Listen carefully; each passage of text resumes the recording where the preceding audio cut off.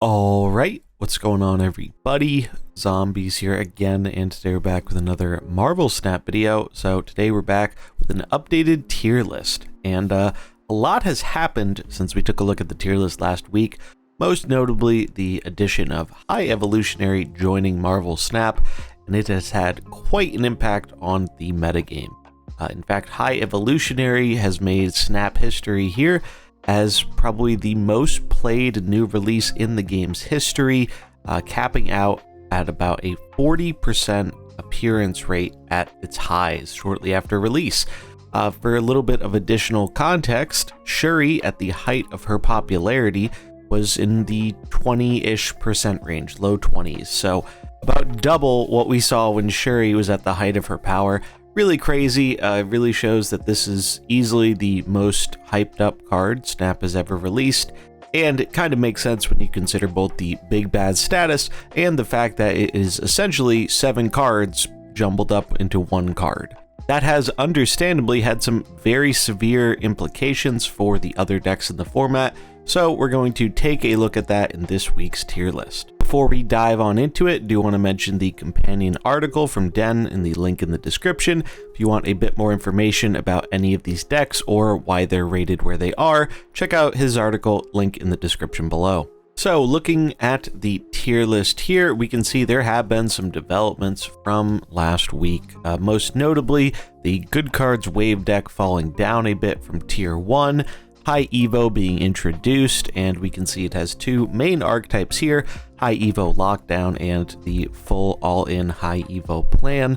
This has also had an impact on some other decks in the format, much like Dracula Discard, which really wasn't appreciating all the wave going around, and even some of our tier 1 contenders like Sera Control, who have been leaning pretty heavily on Kitty as well as their control tools, that definitely appreciate wave being a bit less popular this past week.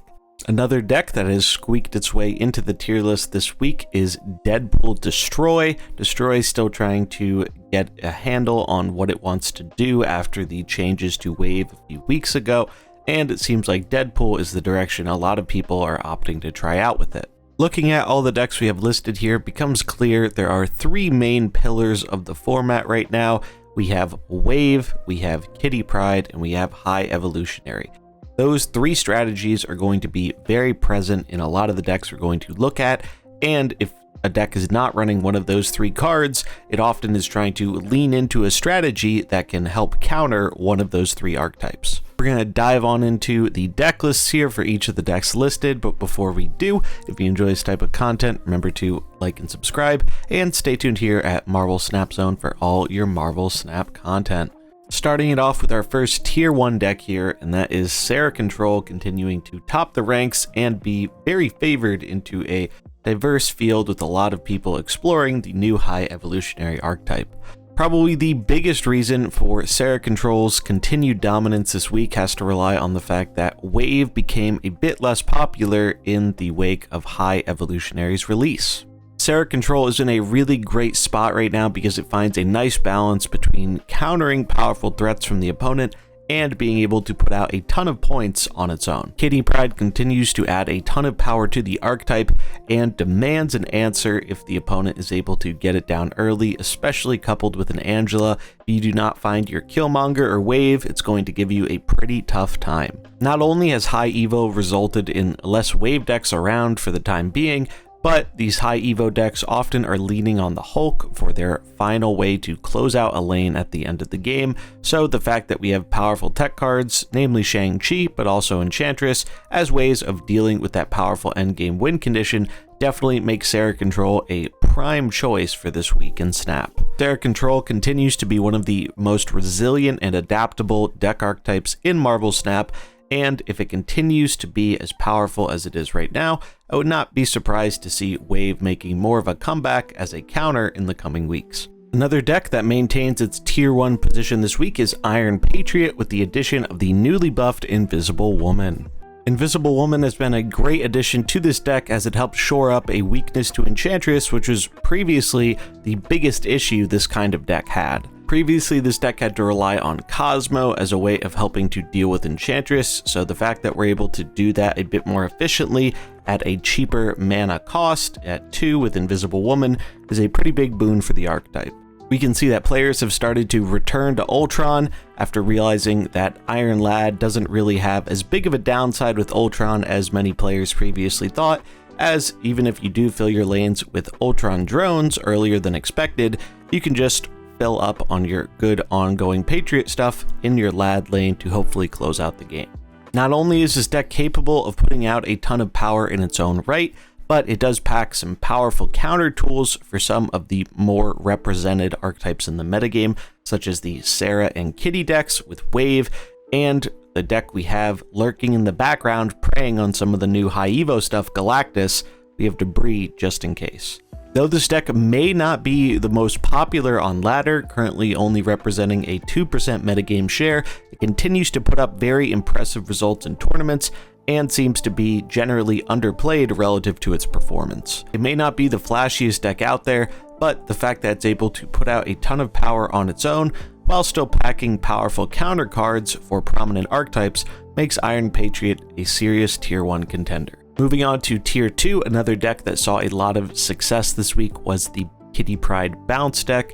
This makes a lot of sense because much like with Sera Control, less Wave around naturally is going to be a very huge boost to this deck, where Wave is the #1 counter. Another big boost for this deck is the fact that we can generally handle a lot of the high evolutionary builds that have been going around, as we don't commit a whole ton of power to the board because we are constantly bouncing our cards in hand, and just the raw power output that this deck can put out on the final turn is enough to compete with a lot of the strong stuff High Evolutionary is doing right now. If High Evolutionary continues to be incredibly popular and we still don't see as much Wave running around, would not be surprising to see Bounce creep its way into tier 1 in the coming weeks. Another version of Bounce that has been seeing a whole lot more success due to the lack of Wave has been the She-Hulk Monkey Bounce.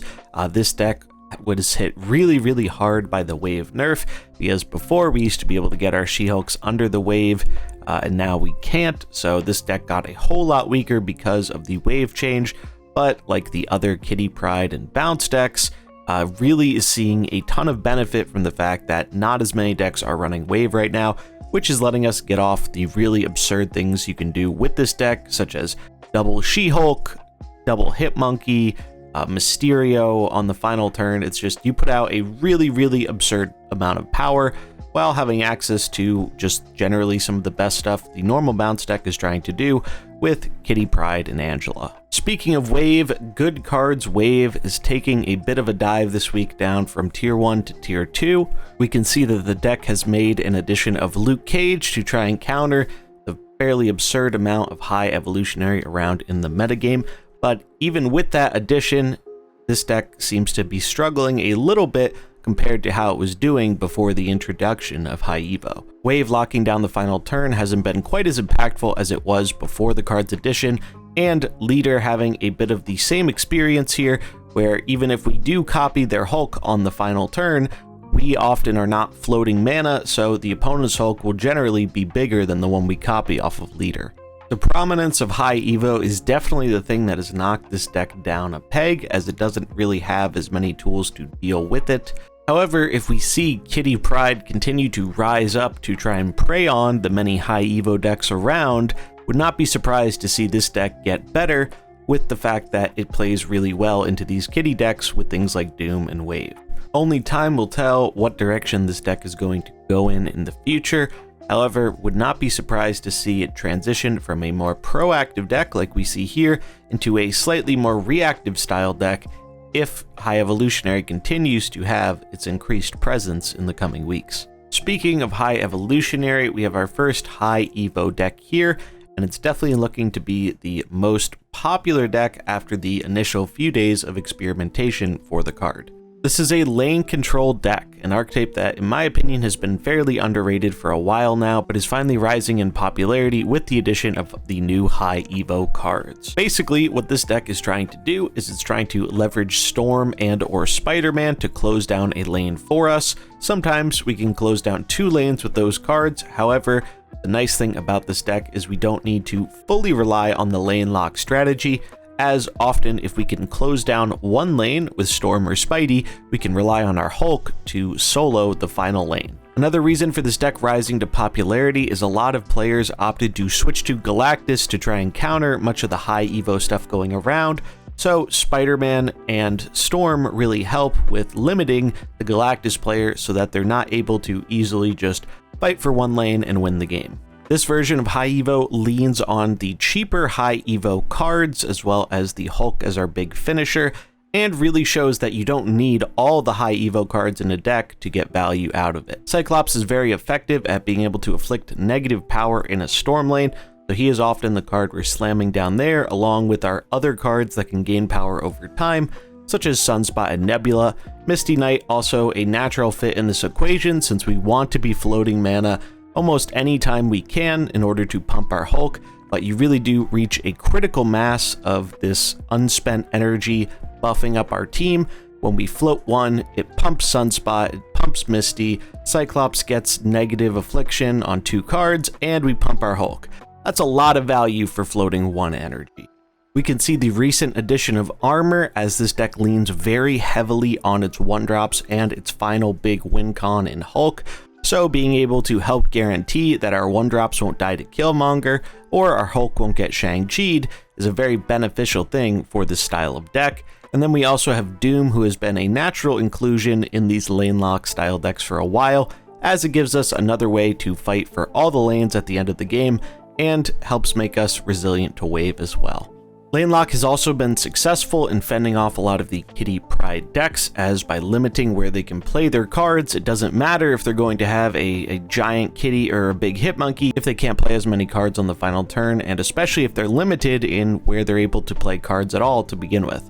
Professor X did see a bit of experimentation in this archetype as well, but given how reliant we are on floating energy to get our card effects going, you don't really want to be playing on curve when you can avoid it, so for that reason, Professor X hasn't really been as needed in this style of lane control. Next up, we have good card Stature. Now, this deck hasn't really changed very much recently. It did basically go from a more proactive version to a more reactive version, and it did get a tapping from the nerf hammer this week, with Stature and Blackbolt both losing 1 power. I think many players were surprised that this archetype got adjusted, as the wave nerf was seen as a pretty big hit to it. However, according to the developers, the internal statistics for it were very high, and I think this is a great example of a deck that had really absurd stats, but didn't feel particularly oppressive to play against, and wasn't really as popular relative to the performance it was often putting out. Even with the changes, the deck is actually still putting up pretty impressive numbers at a 54% win rate and a 0.25 cube rate. I think this is a classic example of players moving away from a deck that got nerfed just because it got nerfed, when the deck itself is actually still a fairly powerful option to consider. We notice that the deck has changed from a more proactive approach with things like Iron Lad and Dr. Doom for additional high roll, instead switching for a more tech-oriented package in Shang-Chi and Enchantress, which was basically how the original version of the deck was built when it first came about.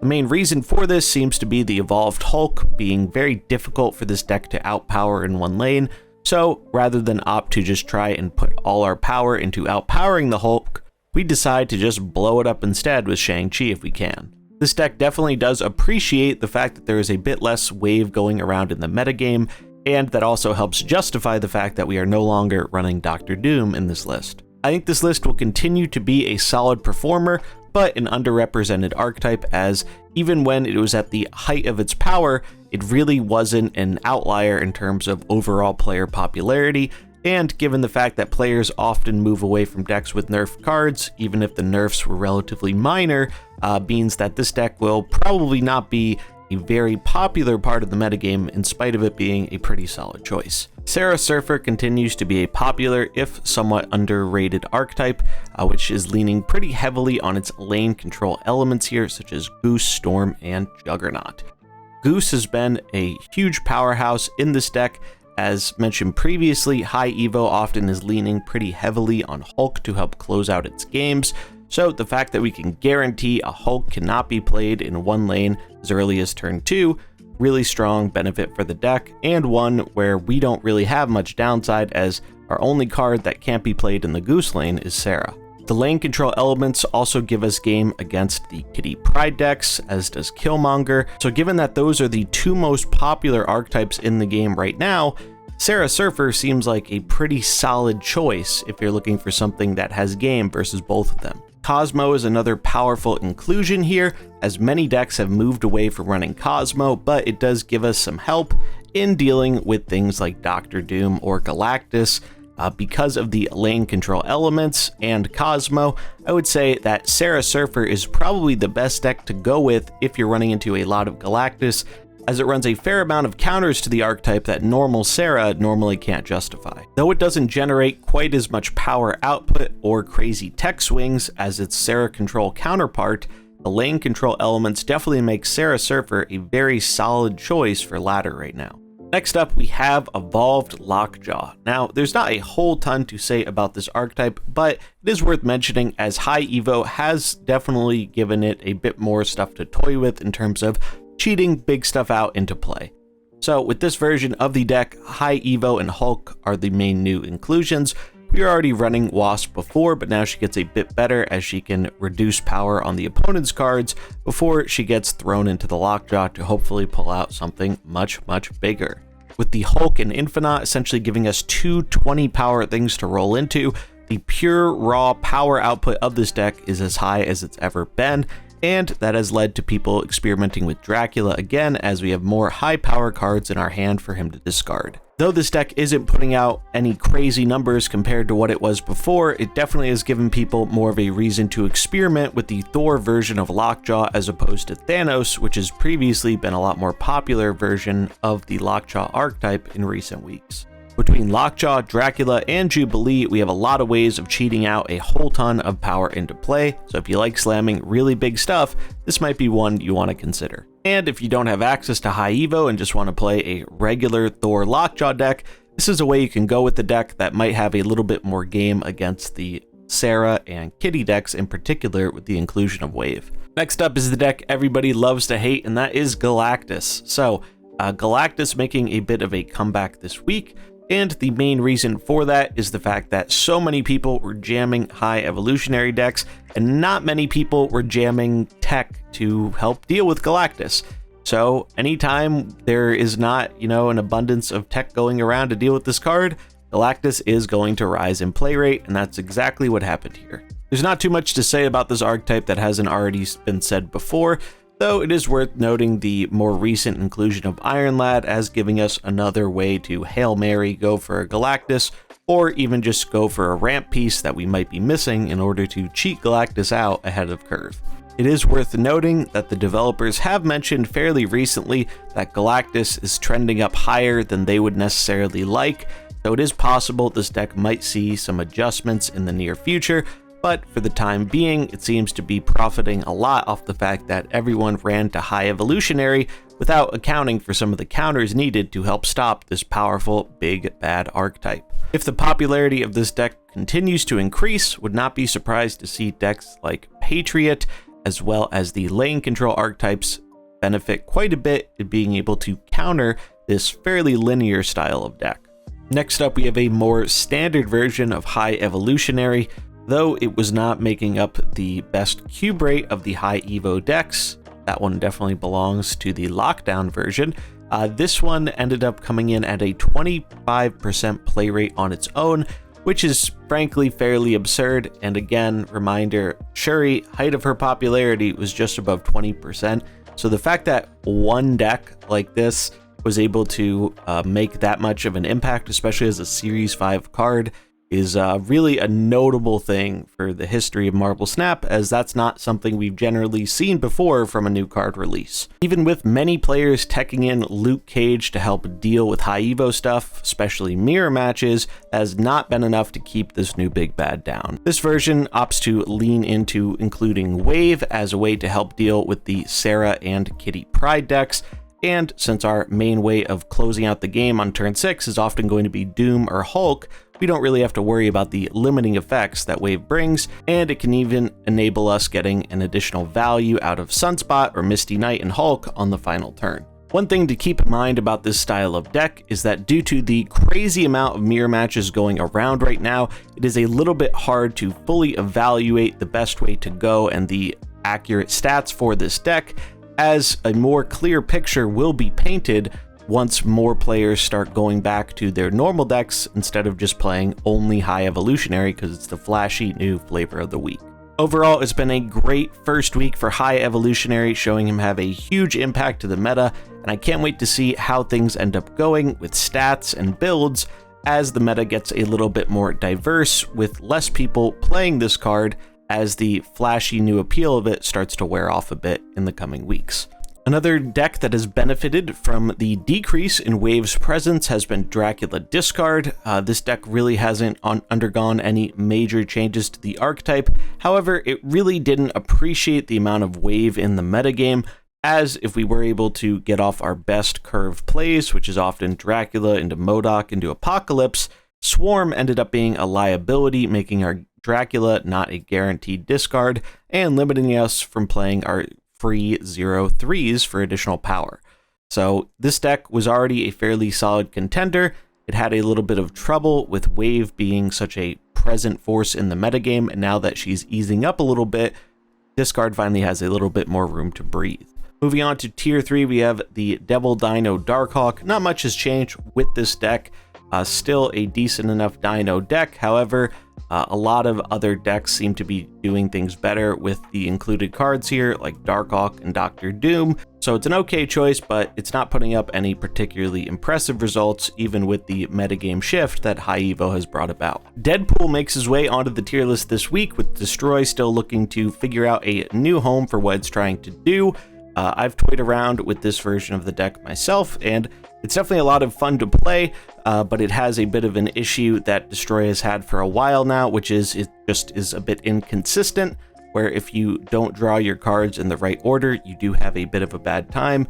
You need those critical mass of Destroy effects, you need your Deadpool early to really maximize the benefit you get off of it.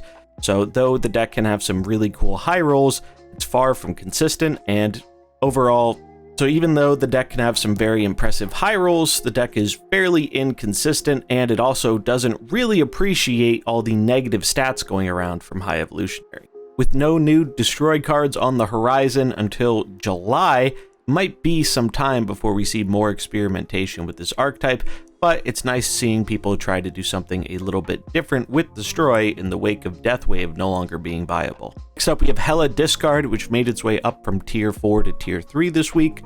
I would wager this is on the back of the fact that the Lockdown archetype has gotten fairly popular, and Hela is fairly resilient to the Lockdown archetype. Lockdown usually isn't putting in a crazy amount of power into its Lockdown lanes, and especially with the fact that the High Evolutionary version of the deck doesn't generally run Professor X, Hela can easily get cards into those lockdown lanes at the final turn of the game. It's still just as much of an RNG high roll deck as it's ever been, however, it seems that there are some more favorable matchups for it now than there was a week ago.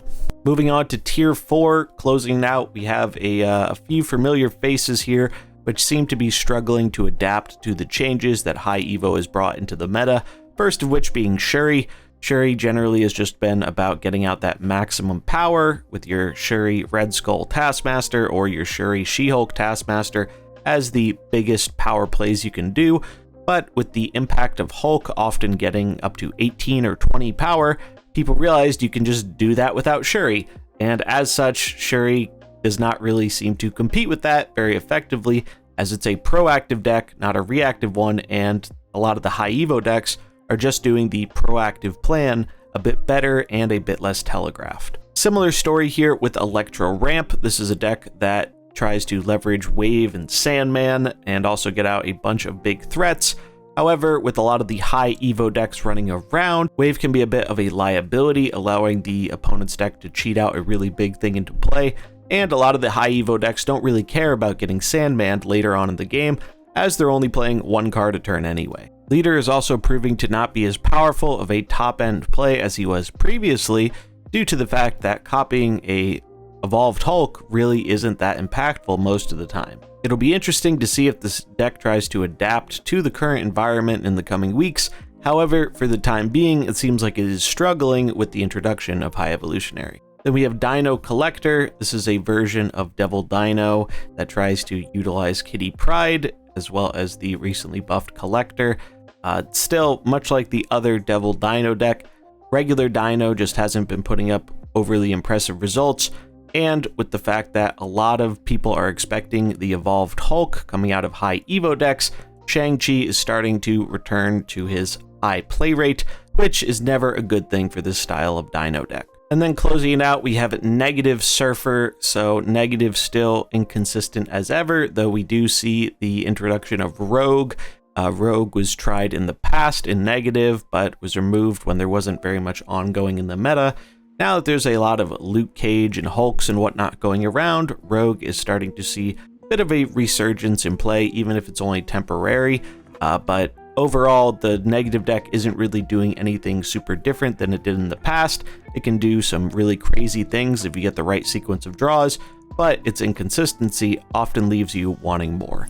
Given the fact that the deck leans pretty heavily on the Iron Man and Mystique combos, it's not exactly the biggest fan of the high Evo stuff going around, so if you can get your Rogue off on a Luke Cage, that can be pretty helpful. Overall, the deck isn't doing anything particularly different than it has done in the past outside of the reintroduction of Rogue as a tech card, and don't expect anything very consistent happening outside of Negative in the near future. There we have it. That is our wrap up of the tier list for this week, May 30th in Marvel Snap.